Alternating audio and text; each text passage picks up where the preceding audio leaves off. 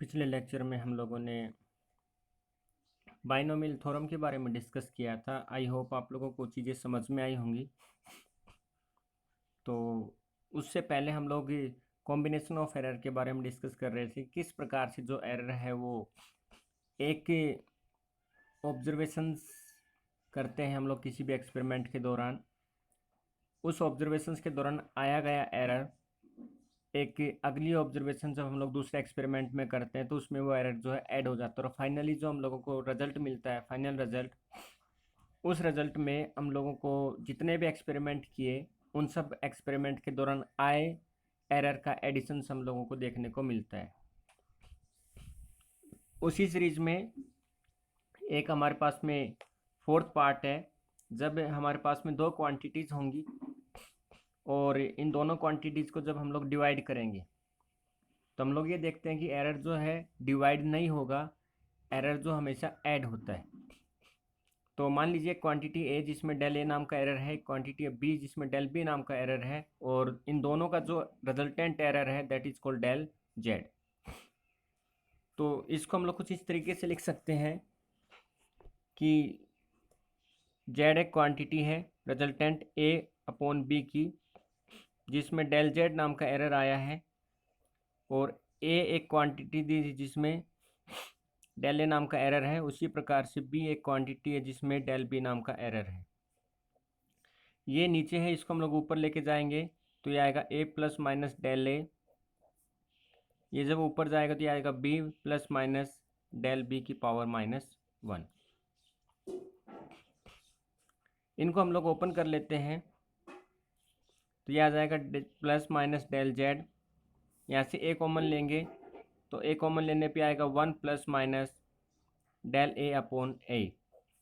यहाँ से B common लेने पे बी इनवर्स कॉमन लेंगे तो आएगा 1 plus minus del B upon B की पावर -1। ये रिजल्ट हम लोग जानते हैं किस तरीके से आता है। क्योंकि ये इनवर्स में है इसलिए इसको ऐसा लिख सकते हैं A upon B 1 plus minus del A upon A, और इसको हम लोग लिख सकते हैं 1 plus minus del B upon B की पावर -1। ये हम लोग लिख सकते हैं। अभी ये वाला जो फॉर्मेट है, ये वाला, इसके अंदर हम लोग बाइनोमियल थ्योरम लगाएंगे। तो एक्सपेंडिंग 1 प्लस का del B upon B -2 by binomial theorem.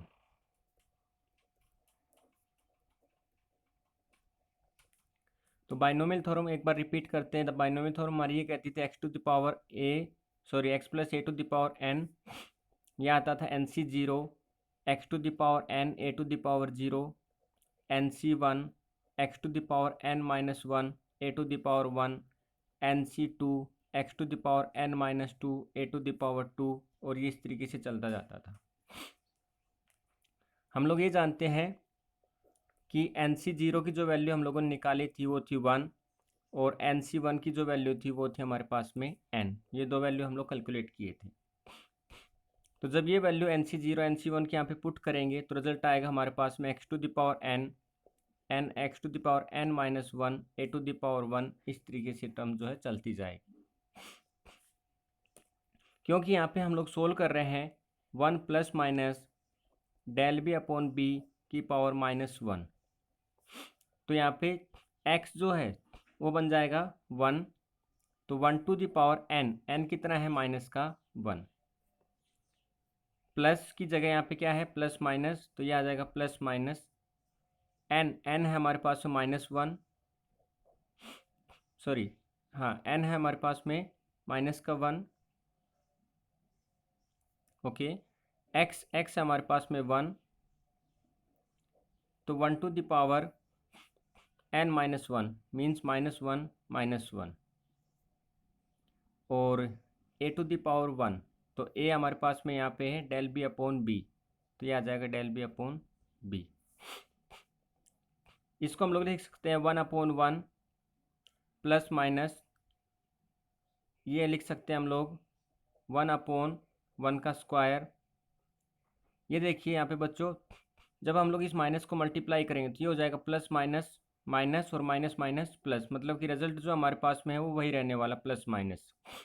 फिर से इस प्लस माइनस को जब हम लोग मल्टीप्लाई करेंगे तो प्लस माइनस बनेगा माइनस और माइनस माइनस बन जाएगा हमारे पास में प्लस, तो रिजल्ट क्या आएगा, प्लस माइनस का प्लस माइनस ही रह जाएगा। ये इसकी पावर 2 है तो 1 की पावर 2 करें, नीचे लेके गए तो 1 की पावर 2 मतलब 1, तो ये आ जाएगा del B upon B. Final result आएगा हमारे पास में 1 plus minus del B upon B. इस तरीके से आगे जो टर्म्स आएंगी, ठीक है, क्योंकि आगे जो टर्म्स आने वाली है, देखिए यहाँ पे 1 है और आगे वाली जो टर्म आई है वो 1 से छोटी आई है, और उससे आगे वाली टर्म्स आएगी वो 1 से छोटी हुई, ये 1 से छोटी हुई, आगे वाली इससे और छोटी होंगी और छोटी होंगी और छोटी होंगी, मतलब कि यदि ये बड़ी है तो आगे वाली उससे छोटी है, आगे वाली उससे और छोटी आएगी, आगे वाली उससे और छोटी आएगी, मतलब आगे इससे टर्म्स छोटी आती चली जाएंगी। तो यदि टर्म्स हमारे पास में छोटी आती चली जाएंगी तो आगे की जो टर्म्स है हमारे पास में सोल्व करने पे above terms are neglecting, because del B की जो वैल्यू है वो बहुत ही छोटी है, since del B is very small. तो हमारे पास में A plus minus del B upon B to the power -1 था, इसको सोल्व करने पे हमारे पास में रिजल्ट आ गया ये वाला। तो ये रिजल्ट उठा के हम लोग जो हमारे मेन इक्वेशन है यहाँ पे, ये जो इक्वेशंस थी हमारे पास में 1 plus minus del B upon B to power -1 यहाँ पे पुट कर देंगे, तो रिजल्टेंट आएगा हमारे पास में Z plus minus del Z equal to A by B 1 plus minus del A upon A, और ये वैल्यू पुट करने पे आ जाएगा डेल बी अपॉन बी। ये वैल्यू हम लोगों ने वहाँ पे पुट कर दिया। इन दोनों को जब हम लोग मल्टीप्लाई करेंगे तो ऐसा कुछ आएगा हमारे पास में, ए अपॉन बी जो है वो हम लोग जानते हैं जेड की वैल्यू है, सबसे पहले हम लोगों ने लिया था Z is equal to A upon B, तो इन दोनों को मल्टीप्लाई करने पे आएगा 1 plus minus del A upon A plus minus del B upon B plus minus del A upon A into में डेल बी अपॉन बी। तो यहाँ पे del A upon A and del B upon B are so small quantity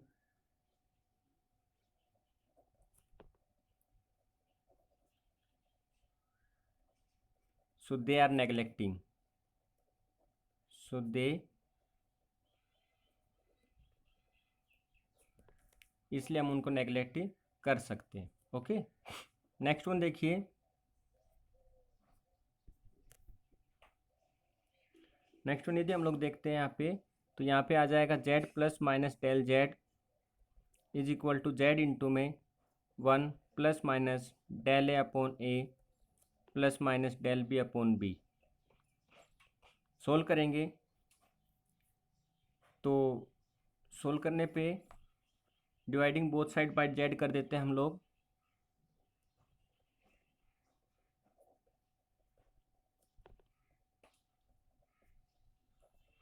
क्योंकि इसलिए divide कर रहे हैं क्योंकि फाइनल रिजल्ट जो हम लोगों को चाहिए वो ओरिजिनल क्वांटिटी में नहीं चाहिए, हम लोग एरर कैलकुलेट कर रहे हैं, तो एरर जो है वो डेल जेड इंडिकेट करता है, डेल ए इंडिकेट करता है, जेड जो है वो ओरिजिनल क्वांटिटी को इंडिकेट करता है। इसलिए हम लोग जो फाइनल यहाँ तक पहुँचते हैं तो उसके बाद में जेड को हटाना ज़रूरी है, तो डेल जेड अपॉन जेड, यहाँ से आएगा जेड अपॉन जेड 1 प्लस का del A upon A plus का डेल बी अपॉन बी। यहाँ से ये कैंसिल, यहाँ से कैंसिल, यहाँ से जो 1 बनेगा 1 से ये 1 कैंसिल हो जाएगा, फाइनल हमारे पास में बचेगा del Z upon Z is equal to del A upon A plus का डेल बी अपॉन बी। मतलब कि बच्चों यदि हम लोग किसी भी एक्सपेरिमेंट के दौरान दो वैल्यूज़ जो आई हमारे पास में रिजल्टेंट, उन वैल्यूज़ को यदि हम लोग डिवाइड भी करते हैं तो what we conclude that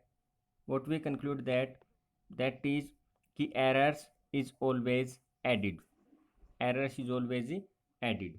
okay, now एक क्वेश्चन देखते हैं इसी के ऊपर, आपको क्वेश्चन दिया गया है डेंसिटी ऑफ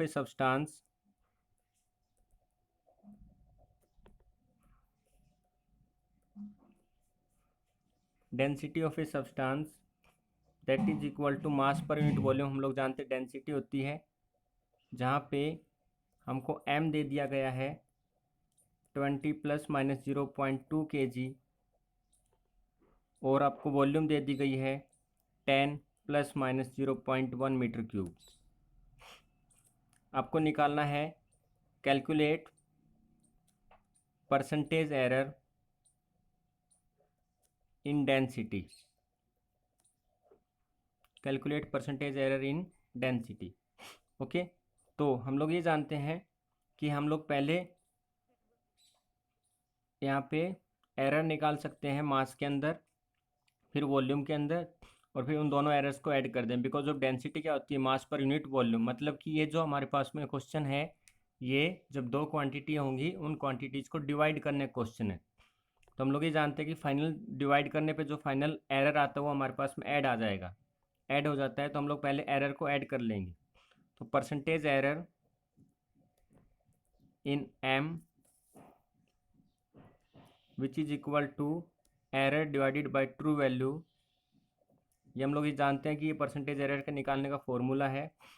तो ओरिजिनल वैल्यू एरर कितना है 0.2, ओरिजिनल वैल्यू 20 मल्टीप्लाइड बाय 100, तो ये आ जाएगा हमारे पास में 1%।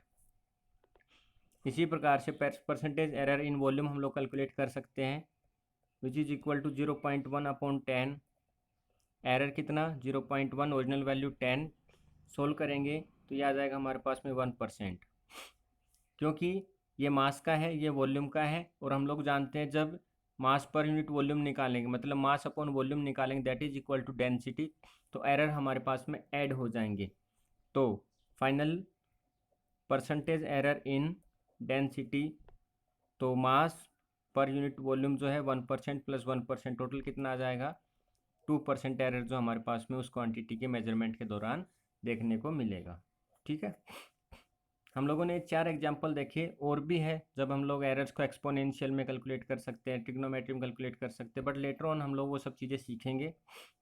फिलहाल हमारे लोगों ने 4 केस देखे हैं जिनमें हम लोगों को ये समझ में आया है कि चाहे हम लोग एडिशंस का, सब्ट्रैक्शंस का, मल्टीप्लिकेशंस का, डिवीजन का कोई भी ऑपरेशंस करें, सबके सब ऑपरेशंस के दौरान एरर जो है वो ऐड होते हैं। ना तो एरर सब्ट्रैक्ट होते हैं, ना डिवीजन होते हैं, ना मल्टीप्लाई होते हैं। Error is always added. Okay, so next class में हम लोग कुछ और इम्पोर्टेंट टॉपिक देखेंगे। फिजिक्स धीरे धीरे बच्चों आप लोगों को लग रहा है कि टफ होती जा रही है। हाँ, मैं मानता हूँ कि शुरुआत में आप लोगों को टफ लगेगी, बट धीरे धीरे आप यूज टू हो जाओगे तो आपको चीज़ें समझ में आना शुरू हो जाएंगी। ठीक है, जैसे अभी आपके लिए वेलोसिटी समझना बहुत आसान है, डिस्प्लेसमेंट समझना बहुत आसान है, लेकिन जो आप लोग 9th क्लास में थे तो यही चीज़ आपको समझना मुश्किल था। तो थोड़ा सा पैशन रखिए, चीज़ें करते जाइए, पढ़ते जाइए, थोड़ी सी मेहनत कीजिएगा बच्चों, बहुत ज़रूरी है वो। थैंक यू वेरी मच बच्चों।